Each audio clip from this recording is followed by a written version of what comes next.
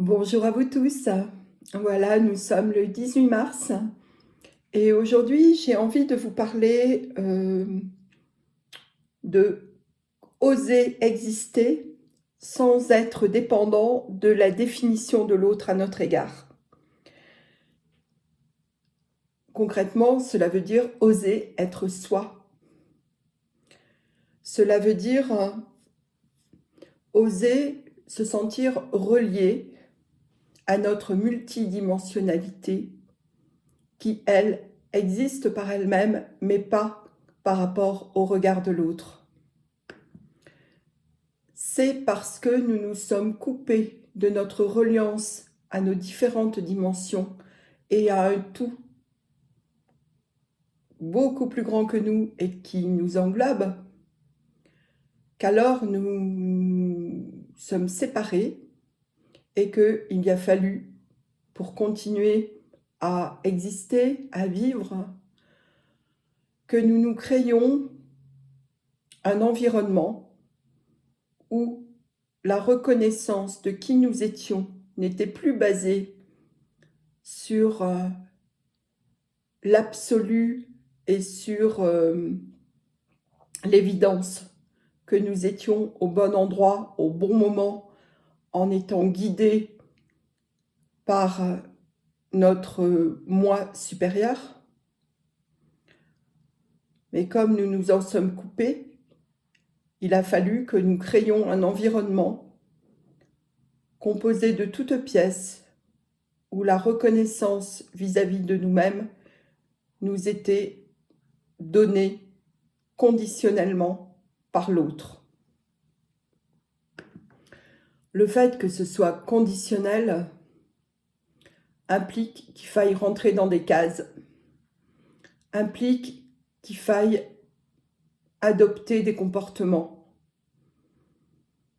qu'il faille abandonner la partie de nous qui sent qu'elle n'est pas en accord avec ce qu'on nous propose.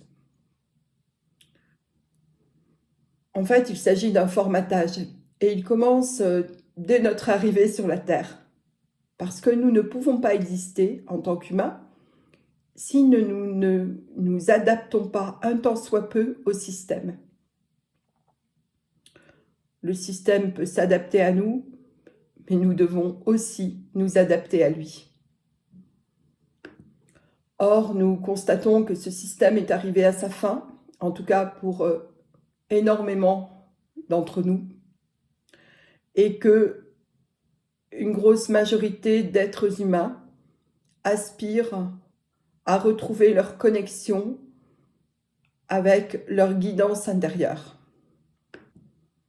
Il s'agit donc d'un deuil à faire, et ce deuil n'est pas simple parce que nous vivons dans ce formatage depuis tellement longtemps, nous sommes tellement conditionnés qu'il est important que nous devenions conscients que nous pouvons en sortir et que cela demande certains comportements différents, que cela demande une prise de conscience différente et que cela nous demande une exigence vis-à-vis de cette décision que nous prenons de nous relier à notre guidance intérieure.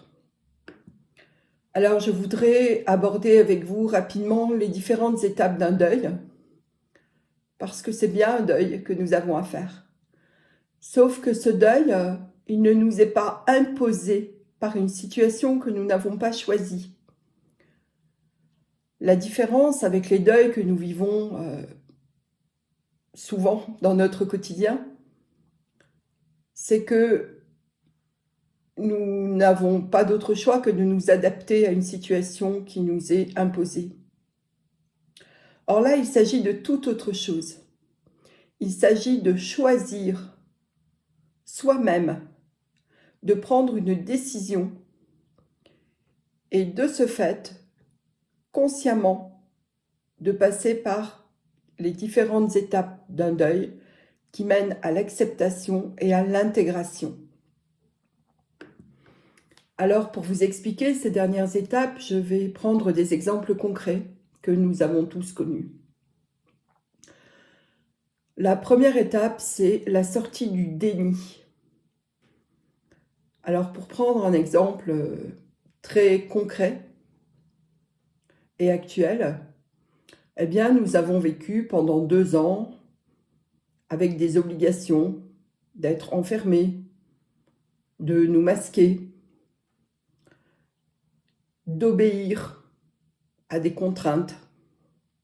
Et si nous n'obéissions pas, alors nous pouvions être punis par des autorités qui avaient décidé de façon arbitraire d'imposer ces limitations et ces obligations. Certaines personnes aspirent à retrouver la vie d'avant. Eh bien, concrètement, sortir du déni pourrait être de se dire « ce n'est pas possible de retrouver la vie d'avant ces 2 ans, la vie d'avant 2019.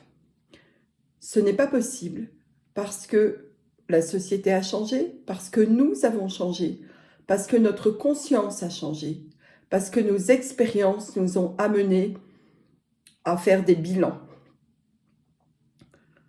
Et cela peut être douloureux de sortir du déni. Il s'agit justement de ça, c'est le deuil que nous avons à faire. Le deuil de la vie comme avant. La deuxième étape d'un deuil, c'est la colère. La colère parce que justement on sort de ce déni et on s'aperçoit que eh bien, nos rêves, nos projections, ce que nous avions envisagé de faire, eh bien cela n'est plus possible. Donc on se révolte. Imaginez un enfant qui tape des pieds parce qu'on lui dit que non, il n'aura pas la sortie festive qui était prévue, ou que, bien voilà, il devait aller à un anniversaire, mais c'est annulé, indépendamment de son fait. Et donc il va se rebeller, il va taper des pieds, il va être en colère. Et c'est tout à fait normal et acceptable. Et puis au bout d'un moment, il va essayer de négocier avec cette réalité qui lui est imposée. Donc la négociation, ça va être oui, mais peut-être que, alors on pourrait faire comme si... Et en fait, il va s'apercevoir que la négociation n'est pas possible et qu'il doit dire au revoir à cette perspective qu'il avait, ou à ce rêve, ou à cette projection, ou à cette envie. Et alors, il se sépare de ce rêve ou de cette perspective. C'est douloureux, c'est l'étape de la tristesse, c'est dire au revoir à quelque chose. C'est se rendre compte que quoi qu'on fasse, on ne peut pas changer la situation. Et alors, la tristesse amène des larmes de tristesse qui permettent de se séparer et qui contiennent aussi des toxines. Ensuite vient l'étape de peu ou prou l'acceptation. Je dis peu ou prou parce qu'il y a souvent de la peur qui arrive à cette étape-là. On s'est rendu compte qu'on ne pouvait pas changer la donne. On est face à quelque chose de nouveau qu'on ne connaît pas. On sait qu'on ne peut pas faire autrement, mais on n'a pas de référence en la matière. Donc on a peur. Et on fait des allers-retours entre « ok, je vais y aller » et « non, je ne veux pas ». Et puis petit à petit, on accepte que si l'on veut continuer à avancer, il n'y a pas d'autre choix. Et cette acceptation va nous permettre de changer notre regard sur la situation et va nous permettre d'être différents dans notre relation au monde. Cette acceptation va provoquer une ouverture. Et lorsque nous commençons à nous engager dans ce nouveau possible, que nous le voyons comme une réalité, que nous pouvons faire nôtre, à ce moment-là, on va vers l'intégration. Pour moi, l'intégration est la dernière étape du deuil. C'est-à-dire qu'on devient riche de cette expérience. Elle nous a apporté quelque chose qui est en nous maintenant. Et nous pouvons nous appuyer sur cette expérience pour avancer dans la vie, fort de ce que nous avons vécu et intégré.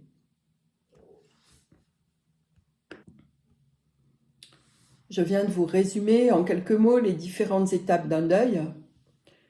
Et il est bien évident que c'est un processus et que toutes les étapes doivent être respectées.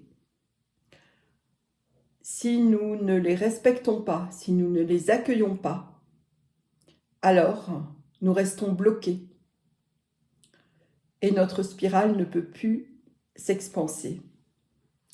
Nous sommes bloqués et nous pouvons mettre une émotion à la place d'une autre. Sauf que nos émotions n'expriment pas les mêmes besoins et qu'un besoin ne remplace pas un autre et que c'est la raison pour laquelle nous ne pouvons pas passer à l'étape suivante. Pour en revenir à la situation actuelle, à savoir, il n'est plus possible de revivre comme nous le faisions il y a quelques années, eh bien, je ressens, et moi-même aussi je passe par ces étapes, que nous sommes vraiment dans un processus de deuil. En tout cas pour ceux d'entre nous qui ont compris qu'il était complètement illusoire et que c'était résister contre le courant et que ça ne nous mènera à rien de vouloir recommencer la vie d'il y a quelques années. En effet, nous sommes tous en processus d'évolution et on ne peut pas stopper un processus d'évolution. Vous voyez même que ce que nous avons vécu ces 2 dernières années n'a pas stoppé le processus d'évolution des personnes qui m'écoutent, par exemple, mais au contraire, l'a accéléré. Ce processus a été accéléré parce qu'il a été arbitrairement mis à l'arrêt et que ça n'a pas pu durer longtemps. Cette mise à l'arrêt a provoqué des prises de conscience qui ont fait que le mouvement d'évolution a repris son cours, mais avec une force qui n'était pas visible et qui était la force avec laquelle ce processus d'évolution a repris après nos confinements a été décuplé par rapport à ce qu'on pouvait ressentir auparavant. Parce que nos prises de conscience ont été énormes et magistrales pendant ces périodes-là. Alors je vous invite à repérer dans quelle étape vous êtes. Est-ce que vous venez de sortir du déni? Est-ce que vous êtes dans la colère? Parce que vous ne voulez pas changer quelque chose. Et parce que si vous ne voulez pas, c'est parce que vous connaissez la vie d'avant et que c'est rassurant d'aller vers quelque chose qu'on connaît. Quelque chose qui est prévu. Ou est-ce que vous êtes dans la négociation? Ou dans la tristesse de dire au revoir à quelque chose qui ne se reproduira plus, que nous ne vivrons plus de la même manière, mais auquel nous étions attachés. Ou alors dans la peur, c'est-à-dire dans la conscience que nous ne pouvons plus retourner en arrière et qu'en même temps nous avons peur de faire un pas en avant parce que nous ne connaissons pas ce qu'il y a après ce pas. Nous pouvons aussi être dans l'acceptation, à savoir Bon, bah ok, j'y vais. De toute manière, il n'y a pas le choix. Et alors, si vous en êtes là, je vous invite à aller chercher vos ressources. Et vos ressources vont être, je sais que je ne suis jamais tout seul dans cette existence. Même si je suis seule dans ma vie, même si je me sens seule, isolée, je sais que je peux me relier aux autres dimensions de mon être. Et ces autres dimensions de mon être savent que je suis venue temporairement vivre une existence terrestre et que je suis un être spirituel, avant tout. Et c'est en se rappelant que nous faisons partie du tout et que nous sommes tous reliés, qu'alors nous allons pouvoir passer le pas et l'étape pour aller de l'acceptation à l'intégration.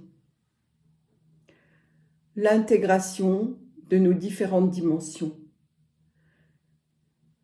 L'intégration du fait que nous ne sommes pas tout seuls.